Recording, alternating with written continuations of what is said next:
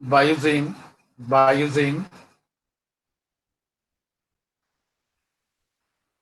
URL section of the browser. By using URL section of the browser. By using URL section of the browser.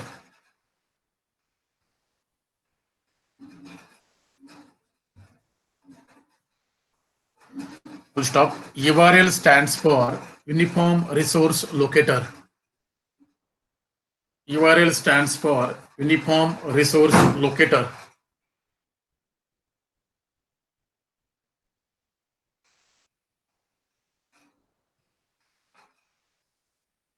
Uniform Resource Locator. मग त्याच्यानंतरल्या new लाईनला web server. आवाज येतोय ना? Yes, sir. हा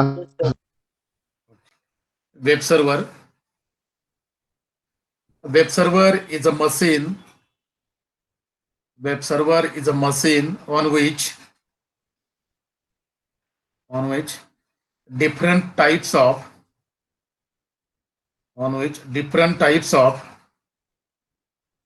web pages, different types of web pages, different types of web pages are stored.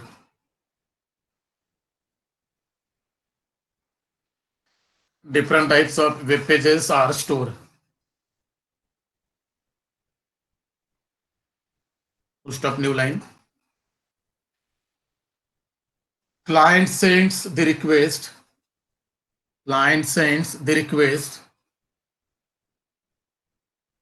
by using URL section of the browser. By using URL section of the browser to the web server. To the web server, comma, web server process it. Web server process it and sends the response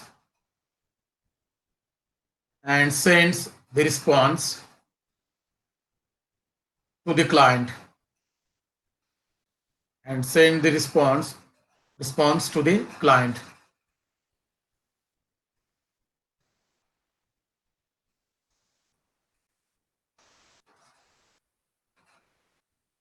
New line, www, 3 times W.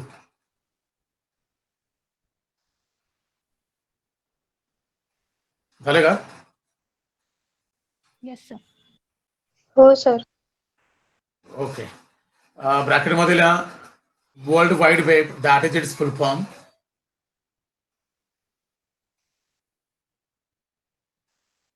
World wide web त्याच्यामध्ये लिहा it is an information system. It is an information system in which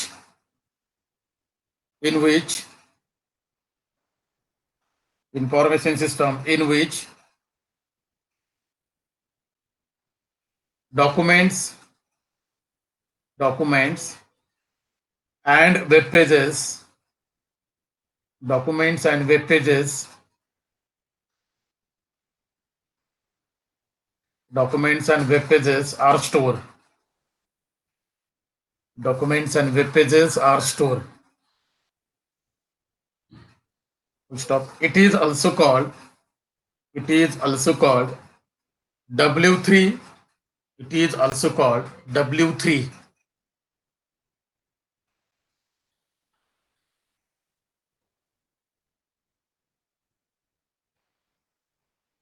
झाले का? Sir. Yes, sir. Okay. त्याच्यानंतर आहे की client आणि server एकमेकांशी communicate करत आहेत. ते एकमेकांशी कम्युनिकेट करतात. They are communicating with each other. Then how they are communicating with each other, how client sends the request to the server, how server is process it. That part diagrammatically we'll see afterwards.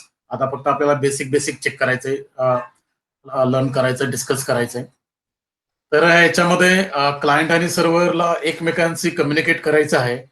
And for their communication they must be use or there is use of protocol. Without protocol no one can communicate with each other. ते कोणी एकमेकांशी communicate करू शकत नाहीत. Then see what is protocol. Protocols are the set of rules. Protocol म्हणजे काय राहतात? Protocols are the set of rules असतात. ऍक्च्युली नेटवर्किंग मध्ये ते रूल्स न सेट केलेले असतात की by using that rules only client and server will communicate with each other. फक्त आणि फक्त त्या प्रोटोकॉलचा यूज करूनच एकमेकांशी कम्युनिकेट करतील. तसं त्यांना काही एकमेकांशी कम्युनिकेट करता येणार नाही. म्हणजे असे काय रूल्स नेटवर्किंग मध्ये सेट केलेले जातात? तर प्रत्येक प्रोटोकॉल, प्रत्येक रूल हा वेगळा आहे आणि प्रत्येक रूलसाठी, प्रत्येक ऍक्टिव्हिटीसाठी वर्किंग मध्ये प्रोटोकॉल आहे.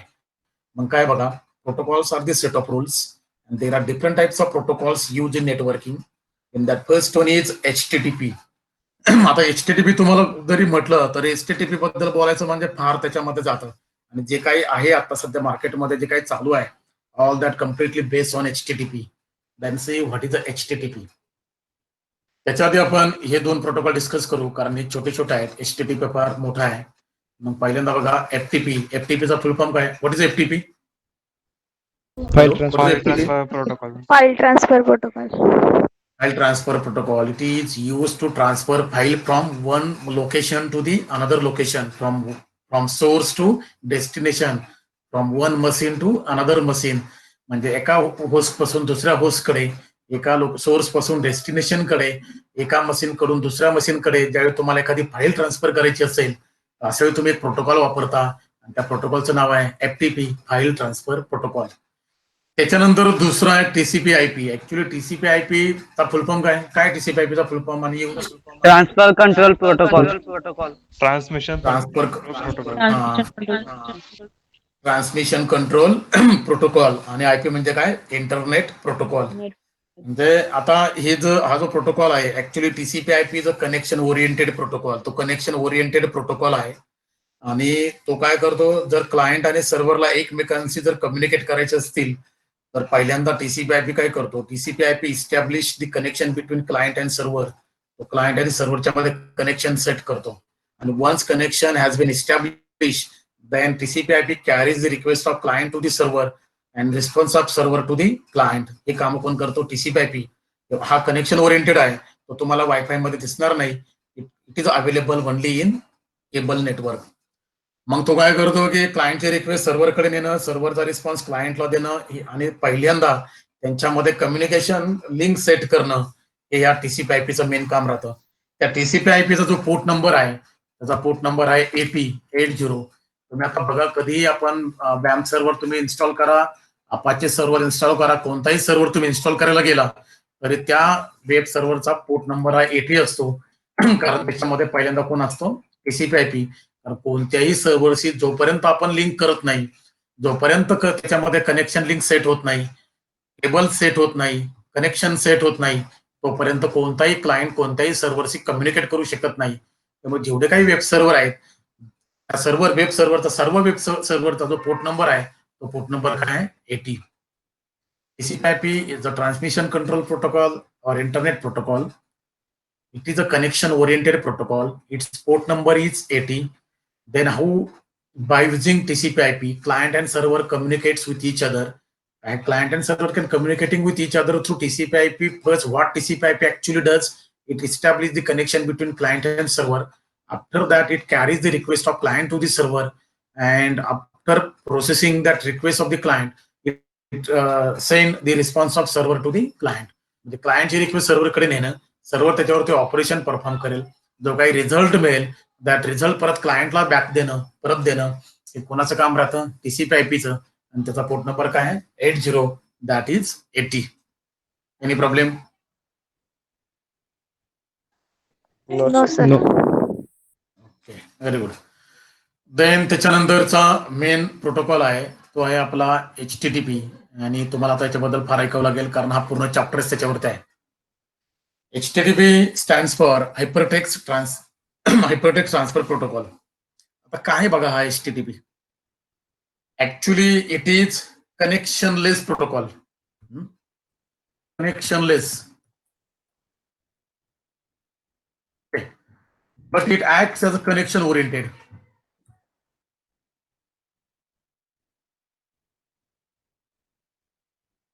It is connectionless but acts as connection oriented. Third thing, it is stateless protocol. Interesting आहे, सगळंच आहे. कनेक्शनलेस, वायफाय मध्ये चालतो. सर आवाज break connection oriented, hello, connectionless आहे, वायफाय मध्ये चालतो. Yes, it is working. Connection oriented, as it is a connection oriented, then it is works in cable network also. Then it is a stateless, means it does not store any types of information. Hypertext transfer protocol, that is a HTTP. Then it is a connectionless protocol, that is its state, actually its originality. Original कसा है, तो है connectionless. Then it acts as a connection oriented. How it is possible? How we can act? How we can work as? How we can act as a connection oriented? Then it can act as a connection oriented by using TCP/IP, by using port number of TCP/IP. त्या TCP/IP चा जो port number आहे, तो port number काय आहे 80. त्या 80 port नंबरचा use करून हा HTTP हा कनेक्शन ओरिएंटेडचं पण काम करतो. म्हणजे काय, it's a connectionless, that is it's originality. Then by using the port number of, by using port number 80 of TCP/IP, HTTP acts as a connection oriented. Then what actually it does, same, it carries the request of client to the server, then response of server to the client. म्हणजे तो काय करणार आहे पहिल्यांदा बघा, it establish the connection between client and server, carry the request of client to the server, then response of server to the client, and after that it closes the connection between them. त्यांच्यामध्ये connection काय करतो, close करतो. पहिल्यांदा connection set करणार, क्लायंटची request सर्व्हरला देणार, सर्व्हरचा response क्लायंटला देणार, आणि हे सर्व झालं की त्यांच्यामध्ये जे काही कनेक्शन आहे ते कनेक्शन हा क्लोज करतो. कोण करतो, TCP/IP, सॉरी, कोण करतो, HTTP. Any problem? Any problem? No sir. Okay. साधारणपणे 2 मार्काचा क्वेश्चन ह्या चॅप्टरवरती राहील, पण बेसिक जे आहे ते तुम्हाला याच्यामध्ये शिकायचं आहे. याच्यामध्ये HTTP बद्दल फार इन्फॉर्मेशन येत आहे. मी जे सांगतोय ते तुम्हाला प्रत्येक त्या 10-12 पेजेस पासून जी समरी तयार होईल एवढं त्याच्यामधून निघतंय, त्यामुळे तुम्ही ते शांतपणे ऐका. कनेक्शनलेस असणं HTTPचं ही त्याची ओरिजिनॅलिटी आहे. तो कनेक्शन ओरिएंटेडचं काम करतो, हे त्याचं ऍडिशनल फीचर आहे. कनेक्शन ओरिएंटेडचं काम करण्यासाठी तो TCP/IP प्रोटोकॉलची हेल्प घेतो. त्यासाठी तो TCP/IP प्रोटोकॉलचा काय यूज करतो, पोर्ट नंबर. आणि एकदा का त्याला त्याचा पोर्ट नंबर मिळाला की तो काय करतो, TCP/IP सारखं वर्क होतो. म्हणजे क्लायंट आणि सर्व्हरमध्ये कनेक्शन सेट करेल, क्लायंटची रिक्वेस्ट सर्व्हरकडे घेऊन जाईल, सर्व्हरचा रिस्पॉन्स परत क्लायंटला देईल, आणि हे सगळं झालं की त्या दोघांच्या मध्ये कनेक्शन तो क्लोज करून टाकतो. ते पण आपल्याला डिस्कस करायचंय नंतर होतं काय ते. त्याच्यानंतर आहे स्टेटलेस. आता बघा स्टेटलेस काय, मी तुम्हाला आधीच सांगितलंय. What are the functions done by the HTTP, establish the connection between client and server, carry the request of client to the server, response of server to the client, and after that it closes the connection between them. Means what? Means HTTP is stateless protocol. What is the meaning of stateless? Stateless means it does not store any types of information. कोणत्याही प्रकारची information store करत नाही. It does not store any types of information. त्याचं काम एकच आहे, एकदा का क्लायंटची रिक्वेस्ट सर्व्हरकडे गेली, सर्व्हरचा रिस्पॉन्स क्लायंटला आला की त्याच्यानंतर तो कनेक्शन बंद करतो. म्हणजे त्याच्याकडे कोणत्या क्लायंटने कोणत्या सर्व्हरशी कम्युनिकेट केलंय, कोणत्या सर्व्हरने कोणत्या क्लायंटला डेटा सेंड केलाय, काही इन्फॉर्मेशन त्या HTTP मध्ये नसते. म्हणून त्याला काय म्हणतात, stateless protocol. Any problem? No no sir. मग आता याच्यामध्ये HTTP मध्ये इथे आपल्याला दिसतंय की ऍक्च्युली बेसिक आपण डिस्कस करतोय. HTTP मध्ये तुम्हाला दिसतंय HTTP रिक्वेस्ट. नीट आहे का? व्हॉट इज HTTP रिक्वेस्ट, आणि ती रिक्वेस्ट प्रत्येक वेळी कशी राहते हे पण तुम्हाला शिकायचंय. A request which is done by the client to the server.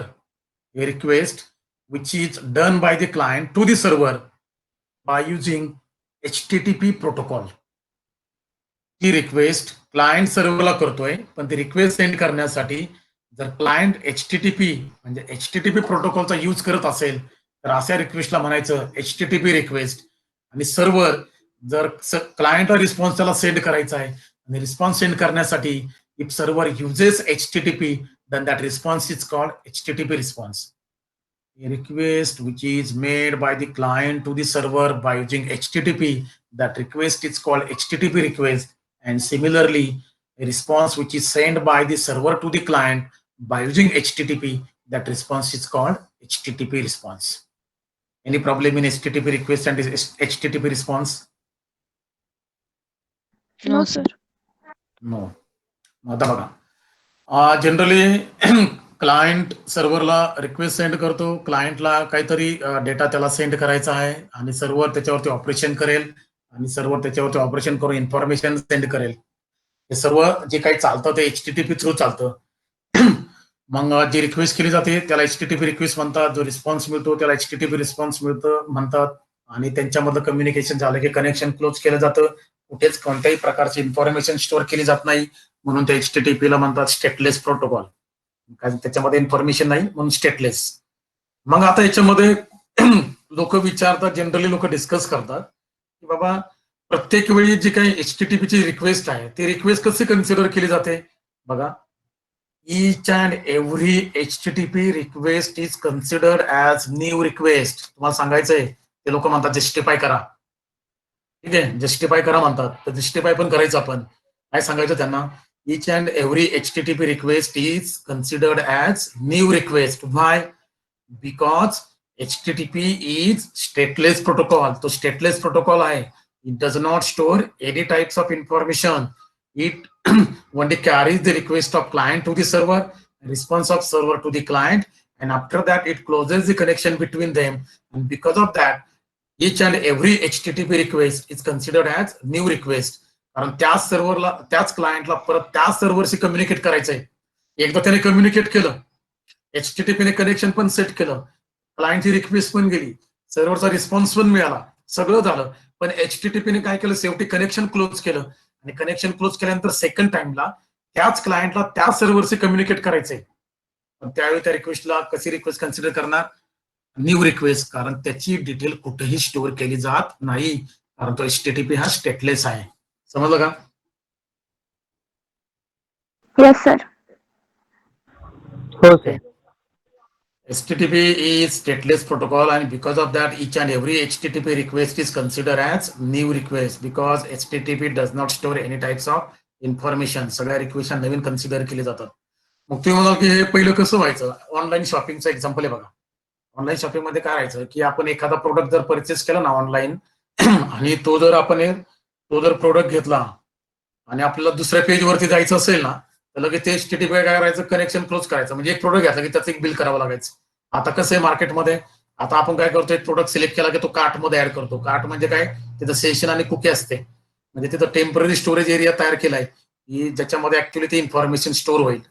मग काय केलं जातं की एखादा प्रोडक्ट सिलेक्ट केला की तो त्या कार्टमध्ये ऍड केला जातो, दुसरा केला की कार्टमध्ये ऍड केला जातो, तिसरा केला की कार्टमध्ये ऍड केला जातो. म्हणजे आपल्याला बिल पाहिजे असं आपण सबमिट केलं की आपल्याला आपलं बिल निघतं. पहिलं कसं व्हायचं, एकदा काही प्रोडक्ट घेतला आणि क्लायंट आणि सर्व्हरचं कनेक्शन क्लोज झालं आणि तुम्हाला वाटलं की आता मला परत एक प्रोडक्ट घ्यायचा आहे, परत रिक्वेस्ट पाठवा. मग पहिल्या प्रोडक्टचं वेगळं बिल, दुसऱ्या प्रोडक्टचं वेगळं बिल, तिसऱ्या प्रोडक्टचं वेगळं बिल, सगळं त्याच्यामध्ये वेगवेगळं राहायचं. कारण मग पहिल्या ज्यावेळी कस्टमरने रिक्वेस्ट सेंड केली त्याची डिटेल कुठंच नसते, मग त्यामुळे त्याचं बिल लगेच करावं लागायचं. दुसरं परत त्याने दुसऱ्यांदा रिक्वेस्ट सेंड केली, दुसरं बिल, तिसऱ्यांदा रिक्वेस्ट सेंड केली, तिसरं बिल. आता बघा तुम्ही अमेझॉनवरती किंवा स्नॅपडीलवरती काय होतं, तुम्ही एखादा प्रोडक्ट जरी सिलेक्ट केला ना, एखादा प्रोडक्ट, आणि तुम्ही नाही घेतला तो प्रोडक्ट, तरी पण ना तो त्यांच्या कार्टमध्ये सेव्ह होतो, ऍड होतो तुमच्या अकाउंटवरती, त्यांच्या कार्टमध्ये तो ऍड होतो. आणि ना ते तुम्हाला इन्फॉर्मेशन पाठवतात नंतर की तुम्ही असा सिलेक्ट केला होता आणि तुम्ही तो परचेस नाही केला. बरोबर ना? हॅलो. हा सर. म्हणजे आता ना सगळीकडेच इन्फॉर्मेशन स्टोअर केली जाते, पहिले कुठंच इन्फॉर्मेशन नव्हती. कारण आता ना मार्केटमध्ये सगळीकडे टेम्पररी स्टोरेज एरियाज यूज केले जातात, त्यांना म्हणतात सेशन आणि कुकी. तुम्हाला ते नंतर बघायचंय, त्यांना काय म्हणतात, सेशन आणि कुकी. म्हणजे असे टेम्पररी स्टोरेज एरिया आता मार्केटमध्ये यूज केले जातात ऑनलाईन शॉपिंग मध्ये. कारण ते जर नसते ना तर आपल्याला परत मग प्रत्येक प्रोडक्टसाठी नवीन बिल असं करत बसावं लागलं असतं. पण आता तुम्ही कितीही प्रोडक्ट सिलेक्ट करू शकता, किती कसंही करा, तुम्ही नाही जरी परचेस केले आणि सिलेक्ट केले ना तरी त्याची डिटेल ना त्या वेबसाईटच्या सर्व्हरवरती राहते. म्हणजे कुठे राहते? त्या कुकीमध्ये आणि सेशनमध्ये स्टोअर केली जाते. तुम्हाला डिटेलमध्ये कळेलच नंतर. आता एवढं समजलंय का तुम्हाला? बेसिक समजलंय का? प्रोटोकॉल समजलं सगळ्यांना? Yes, sir. हो सर. Sir. हो sir. Okay. Then HTTP request कोणाला म्हणायचं की जी रिक्वेस्ट क्लायंट सर्व्हरला करतो बाय डुईंग एचटीटीपी त्याला काय म्हणायचं? HTTP request. आणि एचटीटीपी रिस्पॉन्स कोणाला म्हणायचं? जो रिस्पॉन्स सर्व्हर क्लायंटला सेंड करतो बाय डुईंग एचटीटीपी त्याला काय म्हणायचं? HTTP response. एचटीटीपी कसा प्रोटोकॉल आहे? कनेक्शन लेस ओरिजिनॅलिटी आहे त्याची. कनेक्शन ओरिएंटेड टीसीपी आयपीचा पोर्ट नंबरचा यूज करून तो कनेक्शन ओरिएंटेडचं काम करतो. स्टेटलेस कोणती इन्फॉर्मेशन स्टोअर करत नाही. त्यामुळे प्रत्येक एचटीटीपी रिक्वेस्टला नवीन रिक्वेस्ट कन्सिडर केली जाते. एचटीटीपीचे फंक्शन्स कोणकोणते आहेत? क्लायंटचे रिक्वेस्ट सर्व्हरला नेणं, पहिल्यांदा कनेक्शन सेट करणं, क्लायंटचे रिक्वेस्ट सर्व्हरकडे घेऊन जाणं, सर्व्हरचा रिस्पॉन्स क्लायंटला देणं आणि त्यांच्यामधील असणारं कनेक्शन क्लोज करणं. हे फंक्शन्स कोण करतो? HTTP. Any problem? No, sir. No sir. आता काय करा? तुमच्या लँग्वेजमध्ये पॉईंट लिहायला सुरुवात करा. करा पटकन. 3-5 मिनिट घ्या. झालं की मला सांगा. आणि जे येत नाही ते लगेच मला विचारा, परत एक्सप्लेन करतो. ठीक आहे?